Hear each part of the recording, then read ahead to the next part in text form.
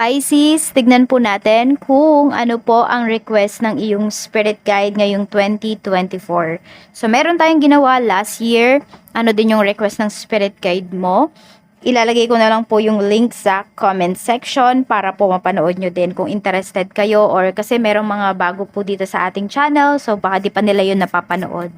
So, tignan natin, okay, ano ba yung card na nagre-represent sa iyong spirit guide?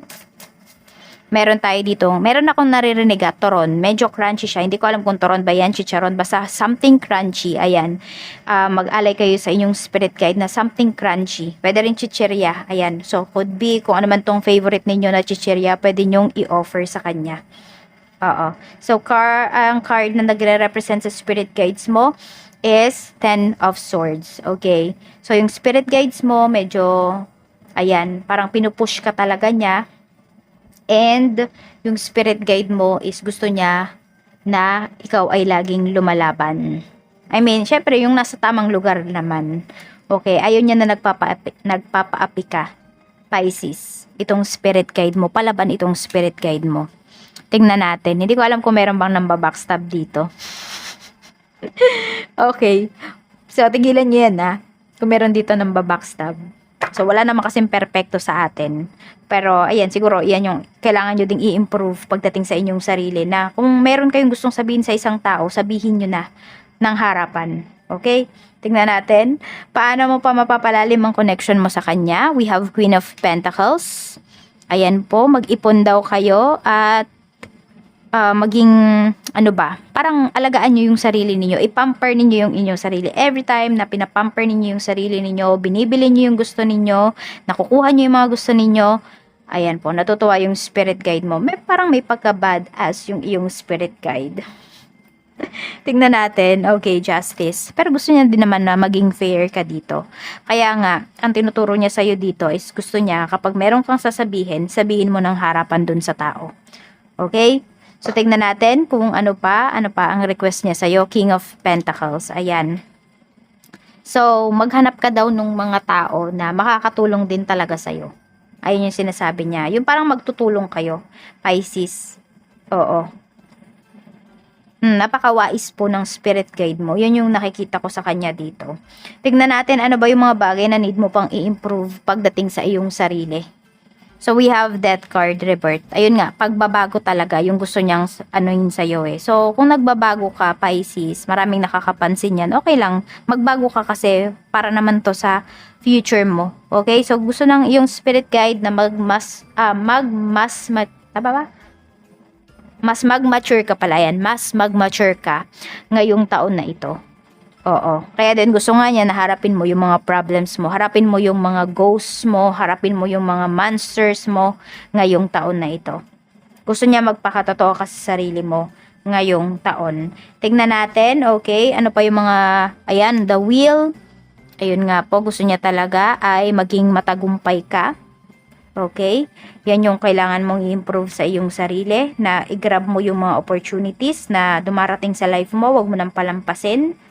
At alam mo ba na swerte ka ngayong taon na ito? Swerte, blessed ka ngayong taon.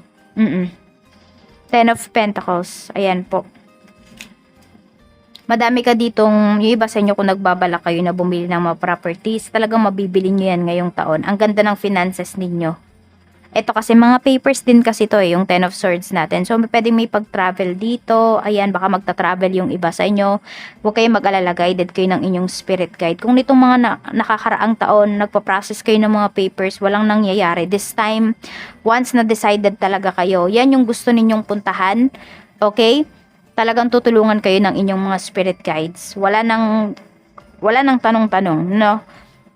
Talagang tutulungan niya kayo. So, ayan, kung gusto ninyo nga, ayan, makipag-usap, mag-request sa inyong spirit guide, kung ayun naman yung mag-request sa kanya, alayan nyo nga siya ng something crunchy. Tignan natin, okay? Spirit guide, how to stay connected ba? Four of Swords, matulog ka daw ng maaga. Ayan, marami sa inyo, puyat kayo ng puyat. Ayan yung sinasabi sa inyo ng spirit guide nyo. Tapos, kapag kunwari meron kayong off, matulog lang daw kayo.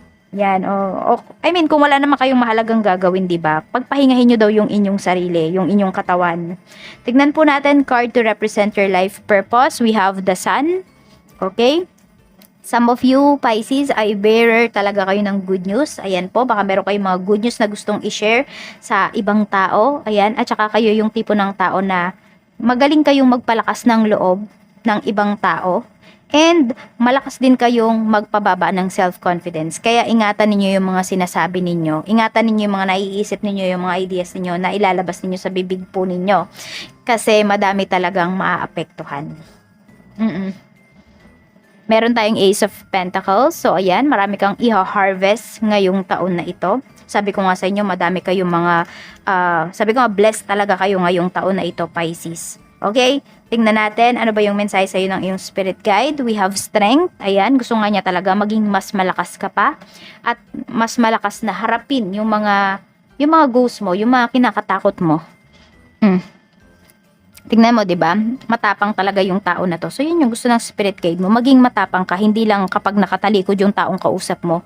Okay, kundi kahit nakaharap siya. I mean, hindi naman yung iba naman sa inyo, hindi naman kayo nang babackstab eh. Kundi ganito lang, meron kayong gustong i-suggest, hindi ninyo masuggest kasi natatakot kayo. So, huwag kayong matakot kung alam nyo naman na wala kayong masamang ginagawa dito. Yun yung sinasabi sa inyo ng inyong spirit guide. Yun yung dapat ninyong matutunan.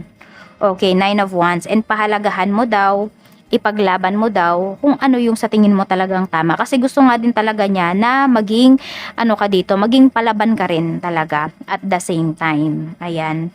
So, yung palaban naman to na nasa lugar, yun yung gusto niyang sabihin sa'yo. Tingnan natin ano ba yung blessings na pwede niyang ibigay sa'yo ngayong taon na ito. Ano ba yung blessings na pwede mong ma-receive? Spirit guide, ano po yung blessings na pwede ma-receive ni Pisces coming from their spirit guides. Okay, a blessing of the air. So, more on good news talaga ito. So, ang dami niyong good news na sasabihin.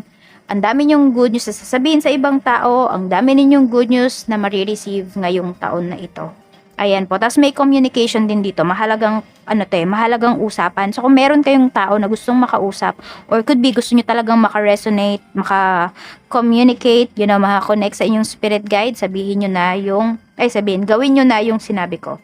Mag-offer kayo sa kanya ng something crunchy. Ayan. Tingnan po natin, okay? So, i-play ko yung ating singing bowl. Tapos, may mga itatanong ako sa inyo. Tandaan ninyo, yung unang papasok sa inyong isipan, yun po yung sagot.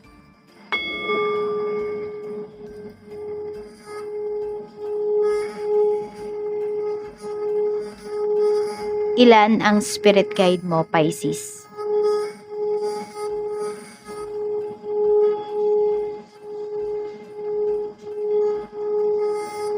Ano ang pangalan ng mga spirit guides mo?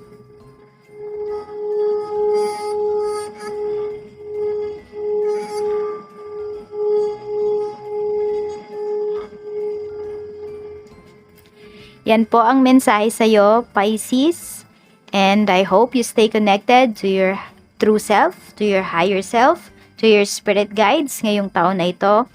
And claim this positive message, positive energies, because you deserve all the good things in life. Claim mo na yung year na to na para sa'yo talaga yung year na ito.